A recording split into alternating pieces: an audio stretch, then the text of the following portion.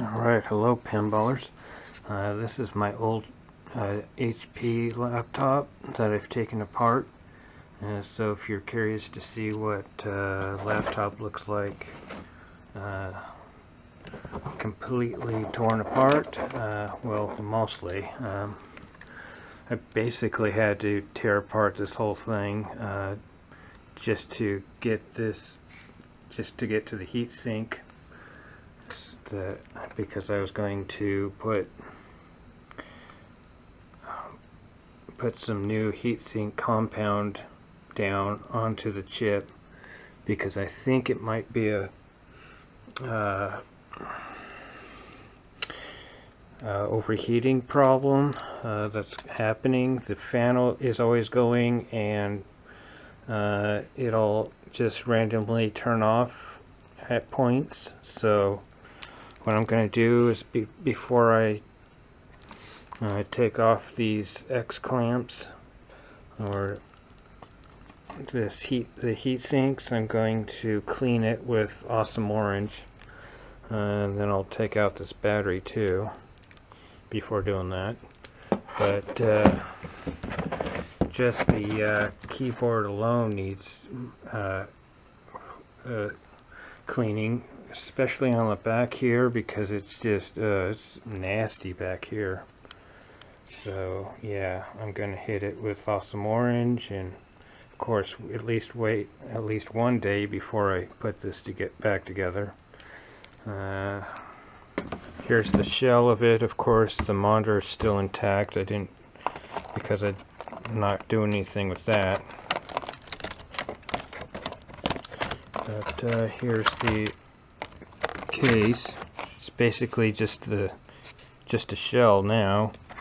I will clean everything before I put it together as well. But there was one spot on this board that, let's see if I can find it. Yeah, that right there. It looks like a burned header pin there. It's kind of brownish. I don't know if that's coffee though. I mean, it might be coffee stain, or it might be burned. I don't know, but it, like I said, it does turn. The laptop did turn on, and eventually it turned off.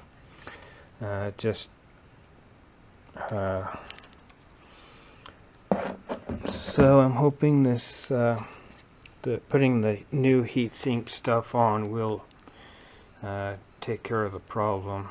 So we'll see. Getting this thing back together is going to be a pain in the ass to try and get this thing together again. Hopefully I can do that. But anyways, till I do another video, hope you enjoyed this, and until next time. Alright, and what I'm going to do is I'm going to spray the Awesome Orange on the board here, and then use the toothbrush here to clean the stuff. So let's get to it. Alright, I've got the keyboard soaking. I'm hoping that the coffee will come out of the back there. It has for the most part, but there's still some coffee in there, and I want to let it soak for, I'll see, about half an hour or so, then come back and shake it around and all that kind of stuff. But I did clean the crap out of this. I would spray the Awesome Orange, and then I would use the toothbrush like crazy on it, and then I'd rinse it, and then repeat the same steps over and over again. Mostly on where the keys are. I didn't do a whole lot on the back because it has a plastic thing on there that is protecting the backing there, and that's why I'm soaking this. So anyways,